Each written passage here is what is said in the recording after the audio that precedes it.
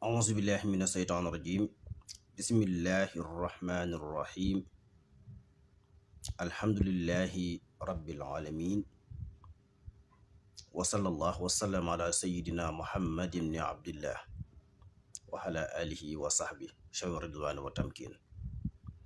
mbokk yi maa ngi leen di nuyu di leen siyaara. ma def benn leeral bu gàtt rek ci ku yor xale boo xam ne day sawlal guddi wala muy nelaw bëccëg di sawlal, wala ko xam daa dem ba doon mag te bàyyiwu ko, nañ ko wutal gagu ganaar. waaw xaanisatu dajaaj, waaw wala li ñuy tudde xawaanis muy jamxo bi. loo ci am rek baax na, nga di leen ko saafal ñu di ko jëfandikoo, day dindi sawlal tuur ndox guddi. waaw gagu ganaar yooyu nga leen koy saafal. bul ko saafi diw nag, lakk ko rek ci sawara noonu comme ni ñuy lakkee ndawlu diwi yi. waaw bul ci def diw, bul ci def diw. nga di leen ko saafal ñu di ko jëfandikoo, day dindi tuur ndox. wala li ñuy tuddee féexu ganaar. féex mooy liy ne ci kaw ginaar bopp bi, dana am ci ginaaru jigéen ñi, waaye ginaar yi góor yi rawatina. ñuy tudde sequm ganaar mooy féex, xorofu diig, xorof lañ koy tuddee. waaw ginaar yi góor yi mooy ne ci seen kaw bopp yi xonq noonu ak yi lang nii.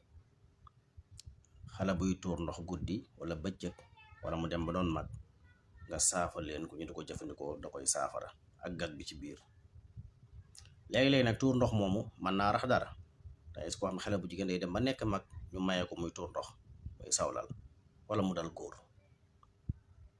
waaw bu fekkee dafa rax dara war a raxut, mooy mën na am lu koy tuurloo ndox, mën naa nekk ndax yonent bi sallallahu alayhi wa sallam wax nañu ci xadis ne ma minkum min ahadin illa wa alayhi xarinuhu min al jinni.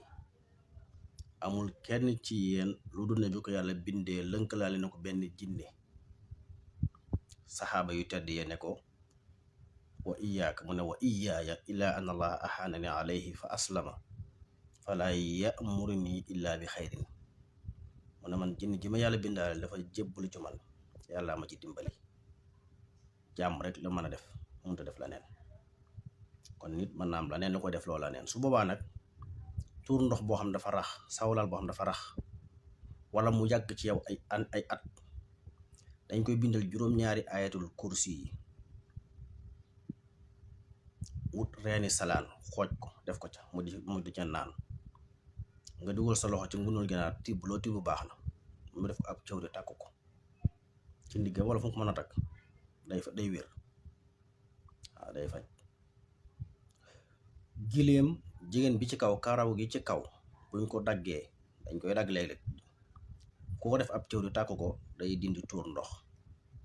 wasalaamu aleykum wa rahmatullahi taala wa barakaatu.